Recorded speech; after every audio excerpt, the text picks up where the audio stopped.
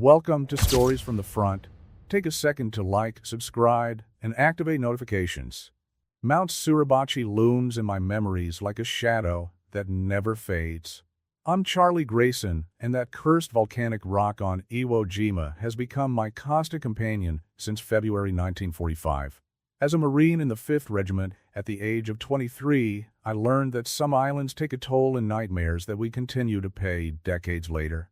The moment our landing craft approached the beach, the silence was deafening.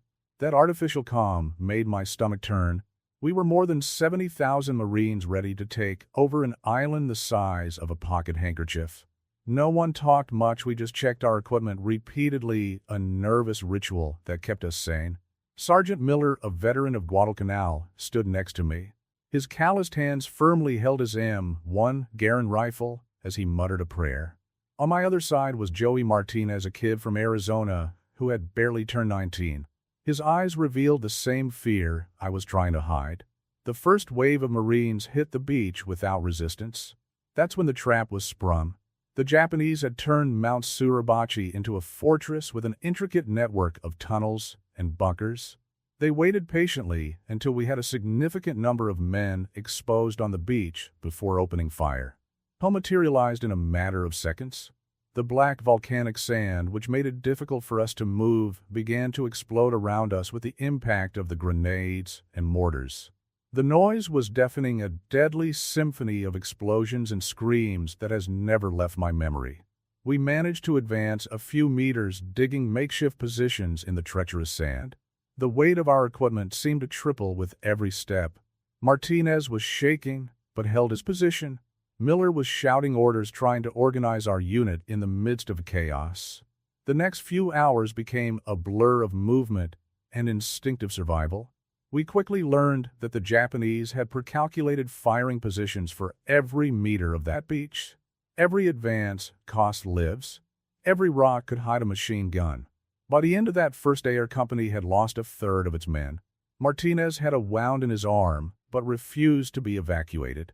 Miller maintained his characteristic calm, but his eyes revealed the weight of the losses. We set up positions for the night, knowing that the real challenge was yet to come. Mount Suribachi loomed in front of us, a silent sentinel watching our suffering. The Japanese, commanded by General Kurabayashi, had turned every inch of that mountain into a fortress. Our intelligence indicated around 21,000 defenders, but the reality on the ground suggested even higher numbers. At night, we could hear the Japanese moving around in their tunnels. The sound was disturbing, like ghosts crawling under our feet. Occasionally, mortar fire lit up the sky, briefly revealing the sinister outline of the mountain. At dawn, I was ordered to join a reconnaissance team. We needed to map out the enemy positions for the next day's advance. Miller decided to lead the mission himself, choosing me and 3 other Marines, including Martinez, still determined despite his injury. We moved silently through the darkness, each step carefully calculated. The terrain was treacherous, with bomb craters and sharp volcanic rocks that could easily break an ankle. The smell of sulfur was strongest near the base of the mountain, mixed with other smells that I prefer not to remember. It was during this mission that we had our first close look at the Japanese defenses. They were not simple trenches, but an impressive feat of engineering. Interconnected tunnels, bunkers, reinforced with concrete camouflaged artillery positions. Miller muttered something about it being a tactical nightmare. We returned before dawn with valuable information, but with the disturbing certainty that the battle for Iwo Jima would be much bloodier than any of us had imagined. The command estimated 3 days to take the island. Little did we know that we would spend more than a month in that hell. As the sun rose over our second day on Iwo Jima, I looked at my companions. Some were praying, others were cleaning their weapons, all with that distant look of men who knew that many would not see the next sunset. Martinez was trying to write a letter home, his hands shaking slightly. Miller was studying a map, planning our next move. Mount Suribachi awaited, imposing and threatening like a sleeping monster about to awaken. That mountain would become the symbol of one of the most brutal battles in Marine Corps history, and I was about to find out why. The second day on Iwo Jima began with a massive naval artillery attack. Our ships were firing at Mount Suribachi, but I knew that this was like trying to knock down a mountain with stones. The Japanese were well protected in their tunnels, waiting patiently for our bombardment to end. Miller rallied our unit before the advance. "Stick together and watch for signs of tunnel entrances," he instructed. His words were calm, but his eyes betrayed the concern of a man who had already seen too much on Guadalcanal. We began our progress towards a base of the hill. With every step, the volcanic sand sucked at our boots, making each movement an exercise in sheer willpower. Martinez followed by my side, his injured arm, now properly bandaged, refusing to be evacuated. It was during this approach that we witnessed for the first time the true ingenuity of the Japanese defensive system. Small openings appeared and disappeared in the hillsides like ghostly eyes watching us. The defenders could move for kilometers through interconnected tunnels, appearing where we least expected them. Our company was advancing in scattered formation when the first attack came. It wasn't gunfire or explosions, but a hail of grenades rolling down the hill. "Grenades!" someone shouted, and we threw ourselves to the ground, seeking cover among the volcanic rocks. The combat that followed was unlike anything I had ever trained for. The Japanese appeared and disappeared like specters, using a network of tunnels that made it impossible to determine their real number. Each cave conquered revealed another 3 or 4 entrances to different tunnels. Miller organized our unit into small cleaning groups. We entered the caves with torches and grenades, a tense and claustrophobic job. The air inside the tunnels was thick with the smell of damp earth and gunpowder. Every bend could hide a defender determined to die for his emperor. During one of these cleanup operations, we lost young Peterson, a Marine from Minnesota. He was checking an apparently empty tunnel when an explosion shook the cave. The Japanese had prepared elaborate traps, turning every meter gained into a Russian roulette wheel. The advance was methodical and costly. By the afternoon, we had only progressed a few hundred meters, but the price in lives was high. The doctors worked around the clock, and evacuations were constant. Martinez, despite his injury, proved his worth time and time again, saving 2 companions during a particularly violent ambush. It was on that day that I learned one of the hardest lessons about that battle. There were no clear front lines on Iwo Jima. The enemy could be anywhere above, below, or behind us. Sleep became a rare luxury as night attacks were frequent. At night, we entrenched ourselves in hard-won positions. The Japanese were in the habit of carrying out counterattacks at night, trying to regain lost ground. We set up watch shifts with strict orders to shoot at anything that moved. Miller took advantage of this moment to reorganize our unit. We had lost almost half our men in just 2 days of fighting. The survivors were exhausted but determined. The objective was clear: to take Mount Suribachi at any cost. During my watch, I observed the stars above the hill. It was hard to believe that such a small piece of land could cost so many lives. The occasional sounds of gunfire and explosions echoed across the island, reminding us that the battle never really stopped. Martinez joined me in the vigil, sharing a cigarette in silence. His wounded arm didn't stop him from keeping his rifle ready. "You know, Grayson," he whispered, "when I enlisted I thought it would be like in the movies. Now I understand why veterans don't talk about the war." Dawn was approaching, and with it the certainty that the 3rd day would be even bloodier. Mount Suribachi was still there, imposing and seemingly impregnable. But something had changed in us.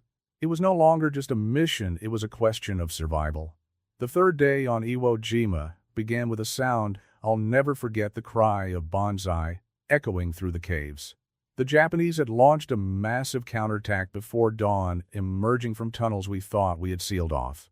Miller reacted, instantly organizing our defense. "Hold your position," his voice cut through the chaos as waves of Japanese soldiers charged against our lines. Martinez, despite his wounded arm, managed to position our Browning machine gun in record time. Hand-to-hand combat was inevitable. A Japanese soldier appeared less than 2 meters from me, his bayonet reflecting the glare of the explosions. Years of training took over, and I responded instinctively. After that moment, something changed inside me. The war stopped being an abstract idea and became painfully personal. Our unit suffered heavy casualties, but we managed to repel the attack. When the dust had settled, Miller ordered us to check the nearby tunnels. They always come back through the same holes. He explained his experience on Guadalcanal, speaking louder. It was during this inspection that we discovered something disturbing. The tunnels weren't just passageways, they were a complete underground city. We found dormitories, ammunition dumps, and even a makeshift hospital. General Kurabayashi had turned the entire mountain into a living fortress. Around midday, we were ordered to join the main assault on Mount Suribachi. Our company, now reduced to less than half its original strength, would be part of the attack force on the eastern flank. Martinez would stay with the support group, his resolve still intact despite the visible pain. The advance was brutal. Every meter was fought over with unimaginable ferocity. The Japanese had prepared firing positions that overlapped, creating a deadly field of fire. The ground was so hot from the volcanic activity that I could feel it through my boots. Miller led by example, always at the front. "Keep moving," he shouted as he coordinated our advance. We lost Sergeant Thompson to a sniper we were never able to trace. Each casualty was a cruel reminder of the enemy's determination. One of the most vivid memories of that day was when we reached a large cave about halfway up the slope. It looked abandoned, but Miller made us wait. Moments later, a burst of machine gun fire revealed the trap. We lost 2 good men before we managed to neutralize the position. Dust brought a fine rain that turned the volcanic earth into sticky mud. Progress became even more difficult, but we couldn't stop. Our ships continued to bombard the top of the mountain, but the Japanese seemed immune in their underground fortifications. We set up positions for the night in a series of interconnected craters. The sound of the wounded being evacuated was mixed with the constant drumming of the rain. Martinez managed to bring us supplies, showing a courage that impresses me to this day. During my watch, I reflected on how that mountain had become a symbol of something bigger than all of us. It wasn't just a battle for territory, it was a clash of wills, a test of determination that tested the limits of human endurance. Miller gathered the squad leaders together to plan the next day. "Tomorrow we'll tighten the siege," he said, his eyes revealing the weight of responsibility. "They can't stay up there forever." But at that moment, looking up at the darkened summit of Mount Suribachi, he wasn't so sure. The night was punctuated by occasional explosions and bursts of machine gun fire. The Japanese kept up a constant pressure, trying to wear us down physically and mentally. I learned to sleep at short intervals, always with my rifle within reach. Fear had become a constant but familiar companion. The war changed us every day. I saw it in the eyes of my comrades, in the way Martinez held his rifle despite the pain, in the way Miller calculated every move with increasing precision. We were becoming something different, not better or worse, just transformed by the need to survive. The morning of the 4th day brought reduced visibility because of the fog covering Mount Suribachi. Miller gathered our now drastically reduced unit for what would be the decisive assault on the summit. His words were direct: "Today we go all the way, no matter the cost."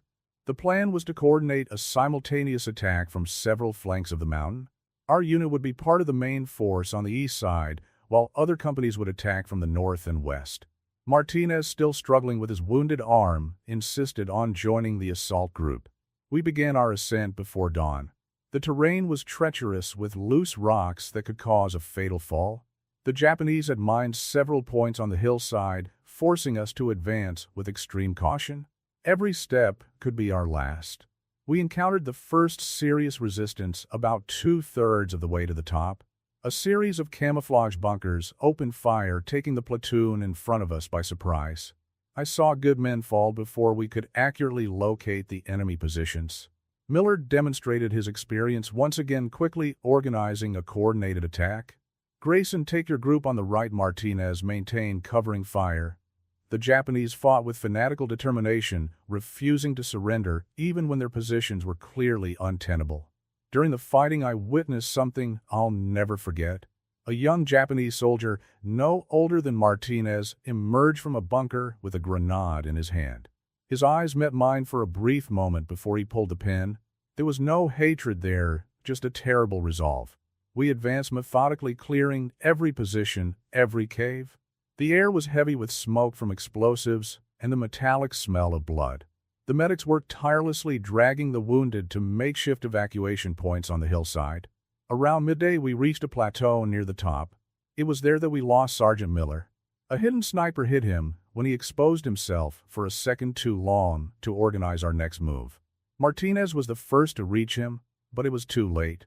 Miller's death affected us deeply, but it also filled us with renewed determination. Taking the lead of what was left of our unit, I organized the final assault on the summit. The Japanese had entrenched themselves in a last line of bunkers determined to die defending every inch of ground. The final fight for the summit was a surreal experience. Tom seemed to move differently. I remember advancing under heavy fire, seeing comrades fall beside me, hearing the war cries of the Japanese mixed with our own voices. Martinez proved his worth once again, eliminating a machine gun position that was impeding our advance. His wounded arm didn't stop him from throwing a perfectly placed grenade that opened a way to the top.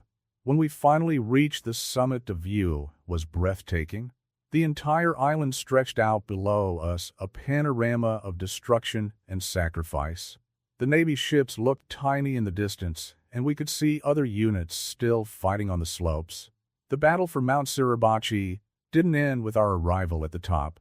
The Japanese were still fighting from inside deep tunnels and bunkers. But something had changed. We could sense that a decisive moment had arrived, something that would be remembered long after the last shots had been fired. It was at that moment that I saw a group of Marines preparing to lift something. I didn't know it at the time, but I was about to witness one of the most iconic moments in American military history. The flag that would be raised on top of Mount Suribachi would become a symbol of victory and sacrifice that would last for generations. Martinez stood next to me, his face covered in sweat and soot as the first flag began to rise. "It was worth it, Grayson," he said softly, his voice laced with emotion. "For everyone who didn't make it this far, it was worth it." The raising of the flag on Mount Suribachi didn't mean the end of the battle. In fact, it was just the beginning of a new, even more brutal phase of the conflict.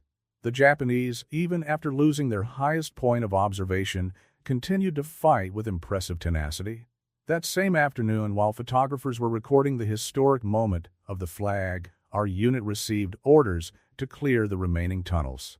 Martinez, despite visible exhaustion, insisted on continuing. "I didn't come all this way to stop now," he said, adjusting the bandage on his arm. Clearing the tunnels was a logistical nightmare. Each entrance could lead to a labyrinth of passages, and the Japanese had prepared elaborate traps. We lost young Anderson when an explosive charge detonated in an apparently safe corridor. The underground war had its own rules, all of them written in blood. It was during one of these operations that we found something that changed our perspective on the enemy. In a deeper chamber, we discovered a small, makeshift altar with family photos. They were images of wives, children, and parents, a painful reminder that our enemies were human too, with lives and loves left behind. The Japanese resistance began to fragment into isolated pockets, but this only made the fighting more dangerous. Small groups of soldiers carried out suicide attacks, emerging from tunnels we thought we had cleared. Our vigilance had to be constant, even during the few hours of rest we could get. Martinez developed a sixth sense for detecting traps. "Something's not right here," he once muttered, preventing our unit from entering a tunnel seconds before an explosion. His intuition saved several lives in those dark days. The conditions in the tunnels were claustrophobic. The air was thick with volcanic dust and the smell of decomposition. We used flashlights, but the darkness seemed to swallow up the light. The sound of our own breathing echoed off the rocky walls, occasionally mixing with distant noises that could be either from other combatants or from our overactive imaginations. One evening during a break in operations, Martinez shared his concerns with me. "You know, Grayson, even when we clear all these tunnels, I don't think I'll ever be able to sleep peacefully again. Those sounds, those smells, they stay with you." Our unit continued operations for days, methodically checking every tunnel, every cave. We found supply depots that revealed how long the Japanese had been preparing for this battle. Documents recovered showed detailed plans of the tunnel system, a network so complex that it seemed impossible that it had been built in secret. The human cost was devastating. Each day brought new casualties, and the doctors worked incessantly. I saw strong men reduced to trembling shadows after hours in the tunnels. The constant fear of ambushes and traps wore down even the most seasoned veterans. The war changed us day by day. I noticed the changes in myself, the way my reflexes became sharper, how I learned to read the slightest signs of danger. Martinez, despite his injury, seemed to have found an inner strength that even he didn't know he possessed. One particularly disturbing discovery was an underground Japanese hospital. The enemy doctors had continued working until the end, treating their wounded with the few supplies that remained.